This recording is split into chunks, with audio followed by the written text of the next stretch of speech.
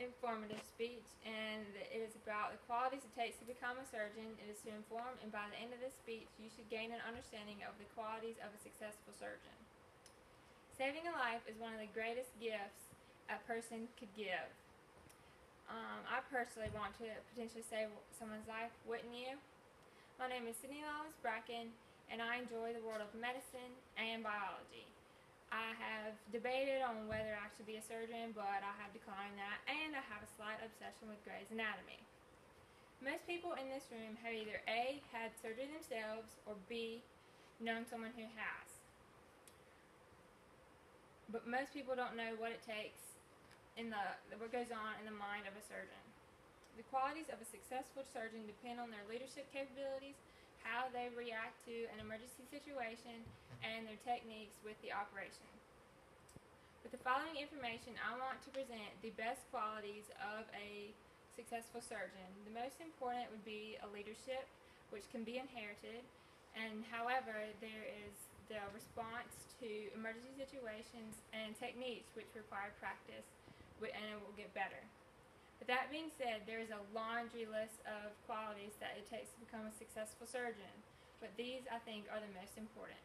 The most important is a leadership capability. Effective communication skills is essential. In the operating room, the head surgeon must be able to communicate with the surgical assistants or anyone working in there to figure out the procedure and what's going on. However, if a patient decides or a patient has complications during the surgery, the head surgeon is the one that has to report back to the family and friends and let them know what has happened, but has to do it in a compassionate and loving way. Also, an effective leader should be diligent in the amount of knowledge attainable. They should never think they have gained all the information they could ever know.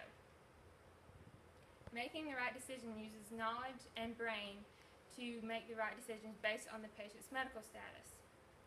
Ben Carson wrote in his autobiography book, Gifted Hands, The Ben Carson Story, that knowledge is the key to independent living. If you are knowledgeable, particularly more knowledgeable than anybody else in the field, you become invaluable and write your own ticket. This is Ben Carson.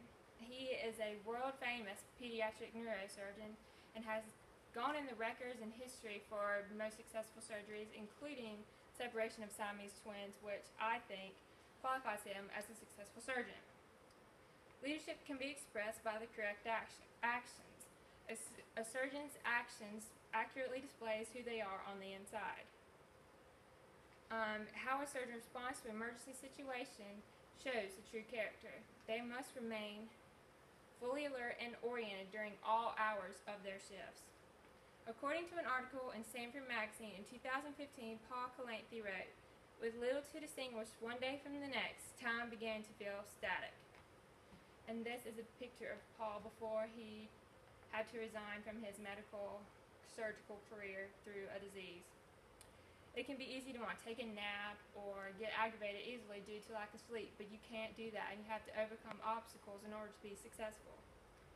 Remaining calm can be a difficult task, but it is essential in surgical procedures. Let's say a patient in the operating table went into cardiac arrest. The surgeon has to effectively communicate and follow through with what should happen. Either he should do the CPR or have someone else to do it while he continues the procedure, but he is the one that decides. Surgeons must learn to control their immediate responses and develop the correct ways to handle them, and that is based on their technique, which is the third way. Proper technique in surgical operations is crucial. They might have different styles, essentially, but all have the overall way of doing it. Accuracy and speed are essential in a learned trade and must be 100% consistent. Let's see what Paul Calanthe has to say in his article published by Stanford Medicine. A resident's surgical skill is judged by his technique and his speed. You can't be sloppy and you cannot be slow. With that being said, sloppiness is never allowed in the OR. It can become dangerous and be very harmful. Like if a wound isn't sewed up all the way, disease and pathogens could be inserted in or got into and cause more problems than the patient originally started with. The technical aspect of surgery is a requirement, and they need to follow strict standards of requirements to be able to keep the patient and surgeon as harm-free as possible. Anthony Young describes some of his surgical techniques in his memoir, In Stitches. We must wash our hands for at least 5 minutes. We must wear goggles. We must learn to keep our hands above our waist at all times. And most important, we must learn how to stand properly during surgery. Most people don't realize what all it takes to become a surgeon, and most people, obviously setting, does not have those requirements. It's a very rare thing. But most important, non-learned character is that of leadership. Without it, a surgeon cannot perform effectively.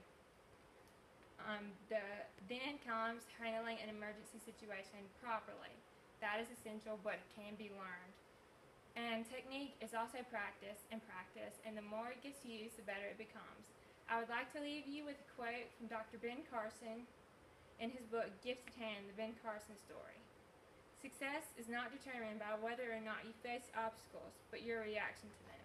And if you look at these obstacles as a containing fence, they become your excuse for failure. If you look at them as a hurdle, each one strengthens you for your next.